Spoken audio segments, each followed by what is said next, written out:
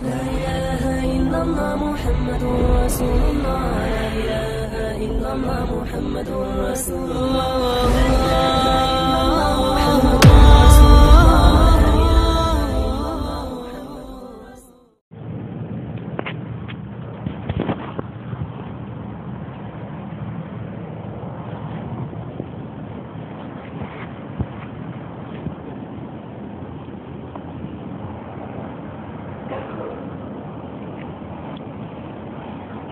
بسم الله الرحمن الرحيم نحمده ونصلي على رسوله الكريم أما بعد أعوذ بالله من الشيطان الرجيم بسم الله الرحمن الرحيم إن الذين يحبون أن تشيع الفاحشة في الذين آمنوا لهم عذاب أليم في الدنيا والآخرة والله يعلم وأنتم لا تعلمون. میرے محترم دوستوں اور بزرگوں، گزشتہ مجلس میں نے آپ حضرات کو یہ بات بتائی تھی کہ حدیث شریف کی روشنی میں جو دنیا میں وبائی بیماریاں آتی ہیں، طاعون اور اس درجے کی پھیلنے والی بیماریاں آتی ہیں، اس کی بنیادی وجہ زناکاری کا عام ہو جانا ہے. ہمارے علماء نے اپنی اپنی کتابوں کے اندر بہت صاف یہ جملہ لکھا ہے کہ جب بھی کوئی وبا پھیلتی ہے تو اس کی ایک باطنی وجہ، اندرونی وجہ، وہ زناکاری کا اس معاشرے میں عام ہو جانا ہے. کون نہیں جانتا کہ پوری دنیا کے اندر زناکاری بستی بستی، گاؤں گاؤں، محلہ محلہ، سب جگہ عام ہو رہی ہے. اور اب تو ایسا حال ہو گیا ہے کہ کوئی شخص اگر اس پر زبان اٹھانا چاہے تو شاید اس کی خلاف ورزی کرنے والے چند لوگ مل جائیں گے اور زناکاری کا ساتھ دینے والے لوگ ملیں گے. ابھی اور گھناؤنی حالت ہونی ہے، جیسا کہ حدیث شریف میں بھی نبی کریم صلی اللہ علیہ وسلم نے اس سلسلے میں بہت صاف پیشین گوئی فرمائی ہے. یہ نبی کریم صلی اللہ علیہ وسلم کی نبوت کی علامت کہی جانی چاہیے کہ آپ نے 1400 سال پہلے ایسی بات ذکر فرما دی جو ہو بہو کوئی آدمی اپنی آنکھ سے دیکھ رہا ہو وہ بول سکتا ہے. چنانچہ ایک روایت ہے، ابن حجر ہیثمی رحمۃ اللہ علیہ نے اس کو اپنی کتاب میں ذکر کیا ہے. نبی کریم صلی اللہ علیہ وسلم ایک مرتبہ تشریف فرما تھے، صحابہ بھی موجود تھے، تو آپ نے ذکر کیا کہ آئندہ ایک ایسا زمانہ آنے والا ہے جس زمانے کے اندر آخری زمانے میں لوگ ایک ساتھ مل کر بیٹھے ہوئے ہوں گے. وہاں ایک عورت گزر رہی ہوگی، اس نے اسکرٹ کچھ پہنا ہوگا، کوئی کپڑا پہنا ہوگا جو بے حیائی کا لباس ہوگا. تو آپ صلی اللہ علیہ وسلم نے فرمایا کہ مجمع میں سے ایک آدمی اٹھے گا اور اس کا اسکرٹ ایسے اٹھاوے گا اور بھر مجمع میں اس کے سامنے زنا کرے گا. سارا مجمع دیکھ رہا ہوگا. نبی کریم صلی اللہ علیہ وسلم نے اپنی آنکھوں سے کتنا دیکھ کر بتایا. روایت میں آتا ہے کہ آپ نے اس وقت سہولیہ چادر پہنی ہوئی تھی، تو وہ چادر آپ نے اٹھا کر بتائی کہ ایسے وہ اس عورت کا لباس اٹھاوے گا اور سب کے درمیان میں اس کے ساتھ زنا کرے گا.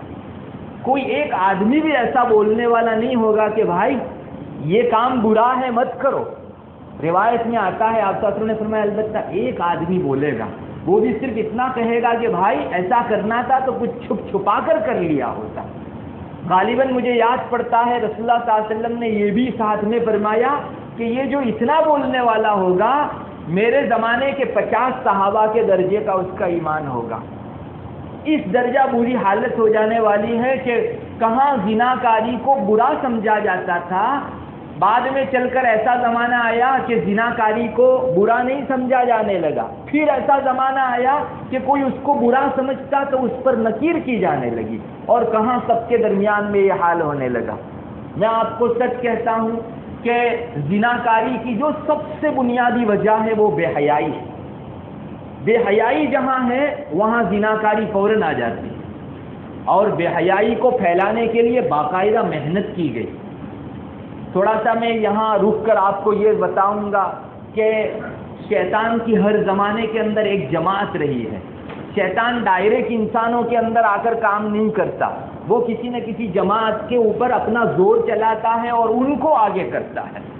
پچھلے دنوں سے ایک جماعت وجود میں آئی ہے جس کو مغربی تہذیب کہتے ہیں، پشچمی سنسکرتی کہتے ہیں.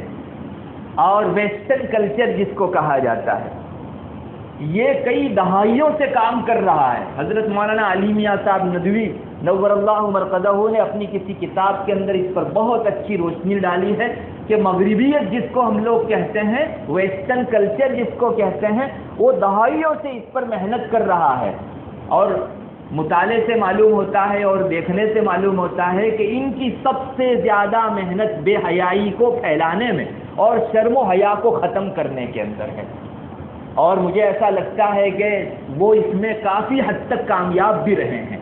دنیا کے اندر آپ دیکھ لیجئے، آج سے 50 سال 25 سال پہلے جو حیا تھی وہ آج تقریباً رخصت ہو چکی ہے، اور بے حیائی اپنے پنجے گھاڑ چکی ہے۔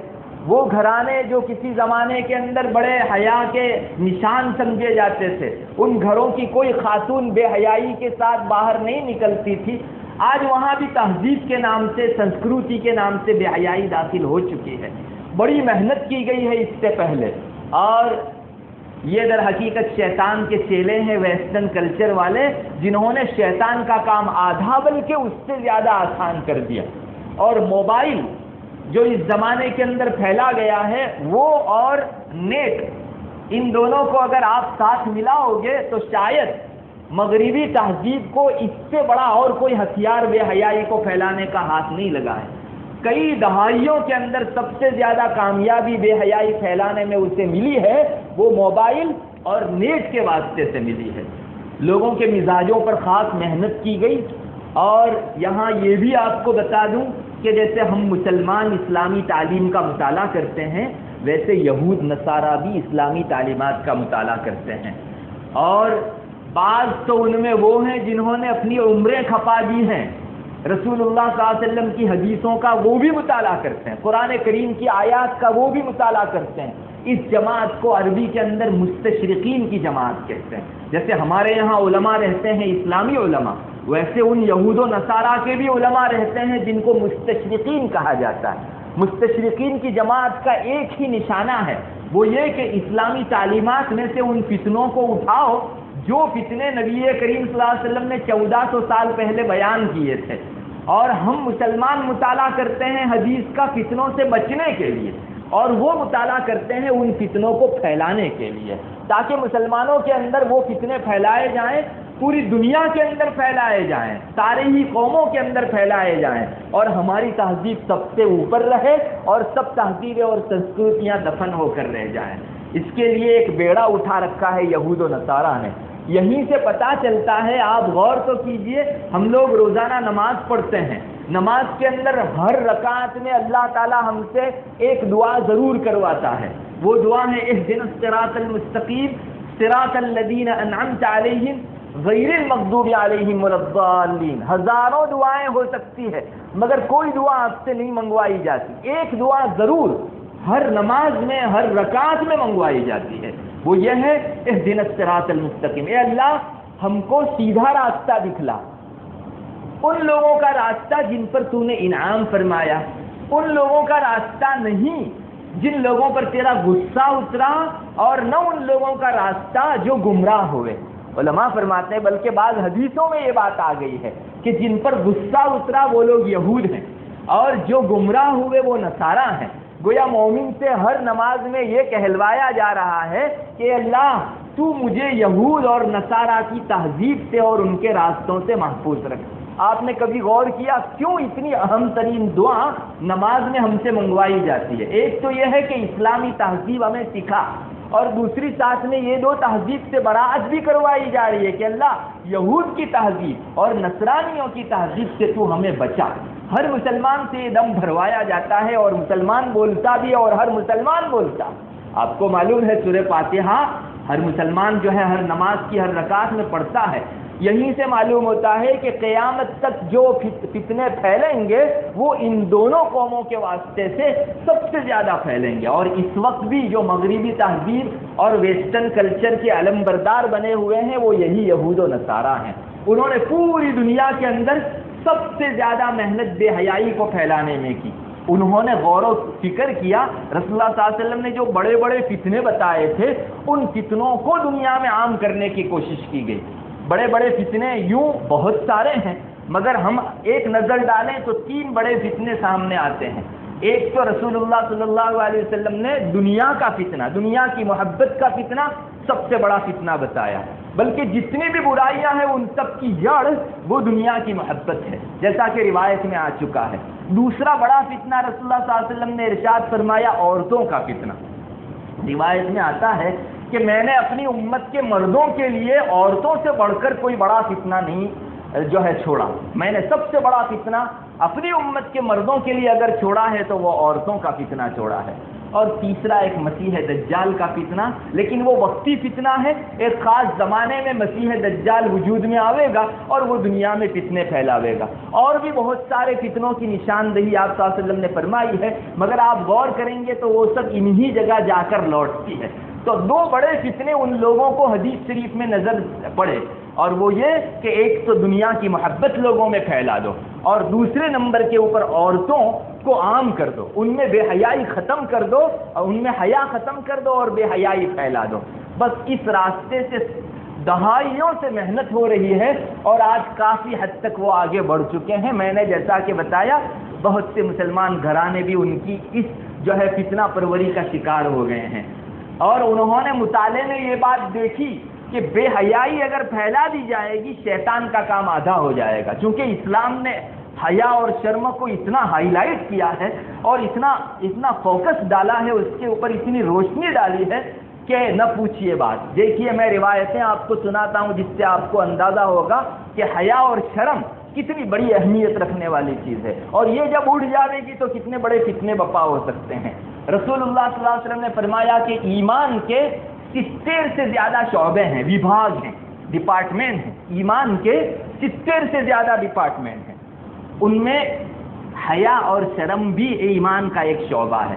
آپ نے کوئی اور نہیں گنوایا تو حیا کو گنوایا، شرم کو گنوایا، جبکہ 70 اور بھی ہو سکتے ہیں۔ ہاں ان میں 2 اور گنوائے، سب سے بڑا لا الہ الا اللہ، اور سب سے ادنا راستے سے کسی تکلیف دہ چیز کو ہٹانا۔ یہ 3 چیزوں کا ذکر آیا ہے، ان میں 2 کا ذکر تو سمجھ میں آتا ہے کہ بڑا اور چھوٹا ایمان کا جو حصہ ہے ان کو ذکر فرما دیا، لیکن حیا کو بطور خاص کیوں ذکر فرمایا؟ اس سے اندازہ آپ لگا سکتے ہیں کہ سارے ہی شعبوں میں حیا اور شرم یہ ایک ایسا اہم ترین شعبہ ہے کہ رسول کو اپنی زبان سے صاف صاف بیان کرنے کی ضرورت اس سے پڑی۔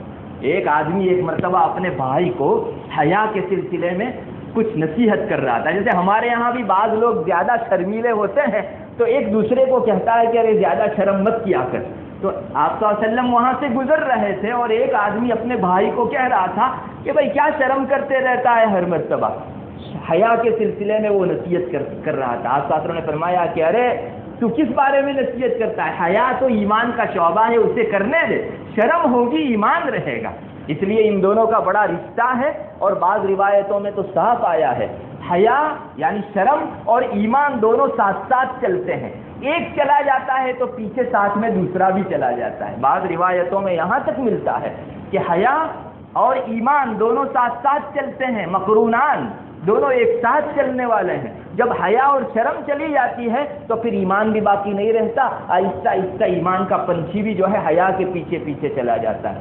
یہود و نصارہ نے ان روایتوں کو دیکھا، پتا چلا کہ ایمان پر اگر ڈاکہ ڈالنا ہو، دھاوا بولنا ہو تو حیا اور شرم کو ختم کرو۔ آپ صلی اللہ علیہ وسلم نے ایک روایت میں فرمایا، غالباً مجھے یاد پڑتا ہے، آپ نے یوں فرمایا کہ پچھلی آسمانی کتابوں میں یہ لکھا ہوا ہے کہ اذا لم تستحی فاصنع ما شئت، جب تم شرم چھوڑ دو تو کچھ بھی گناہ تم سے ہو سکتا ہے، کون سا بھی گناہ کر سکتے ہو۔ یہ بھی کتنی اہم ترین حدیث ہے۔ مومن کو گناہوں سے، شرک سے، کفر سے، نفاق سے، زندقے سے، الحاد سے، ناستک پنے سے بچانے والی اگر کوئی چیز ہو سکتی ہے تو وہ حیا ہے۔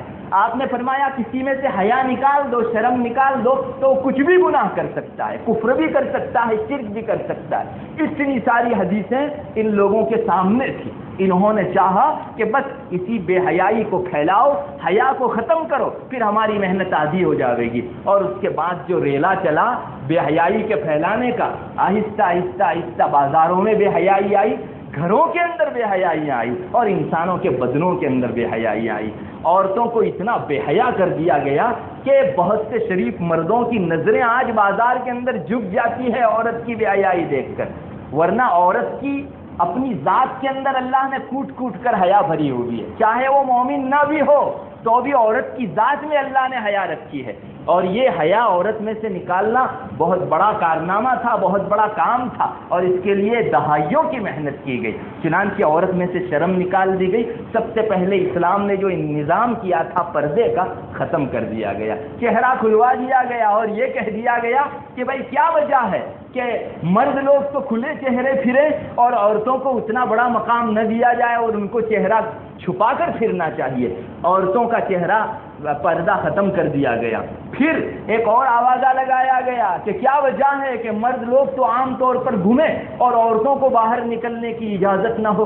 ایک آوازہ لگایا گیا اسلام نے ظلم کیا ہے عورتوں کے اوپر کہ انہیں کام کاج کرنے کی اجازت نہیں دی گئی، نوکری اور جاب کی اجازت نہیں دی گئی۔ بعض نادان مسلمان خاتون اس آوازے میں آ گئی اور باہر نکل پڑی، اور پردہ گیا، ان گھروں میں رہنا گیا، اور اس کے بعد پھر لباس میں تبدیلی شروع ہوئی۔ آہستہ آہستہ آہستہ لباس اتنا تبدیل کر دیا گیا کہ آج بازاروں میں آپ کو سچ کہتا ہوں ایک شریف آدمی اپنی نظر اٹھا کے دیکھ نہیں سکتا، اتنا برا لباس، جس کو رسول اللہ صلی اللہ علیہ وسلم نے 1400 سال پہلے فرمایا تھا کہ آخری زمانے کے اندر بہت سی عورتیں یوں کپڑا پہنے ہوئے ہوگی لیکن پہننے کے باوجود ننگی ہوں گی، رب کاسیات عاریات، کپڑا پہنے ہوئے ہے لیکن ننگی ہے، یعنی اتنا پتلا کپڑا ہے کہ اندر کا سب دکھتا ہے، یا اتنا چست کپڑا ہے کہ پورا شیپ نظر آتا ہے۔ ان دونوں قسم کے لباسوں کو کپڑا پہنے ہوئے ہونے کے باوجود ننگا کہا گیا ہے۔